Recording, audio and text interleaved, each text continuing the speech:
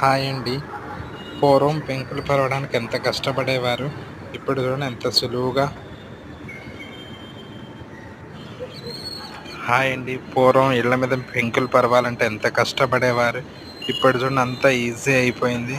ఎంత సులువుగా ఐరన్ రాడ్లతో పేర్చి ఎంత ఈజీగా పరిచేస్తున్నారు. సూపర్ కదా ఫ్రెండ్స్. హాయ్ అండి. పూర్వం ఇళ్ల మీద పెంకులు చూడండి ఎలా పరిచేవారో, ఇప్పుడు ఎంత సులువైపోయింది చూడండి.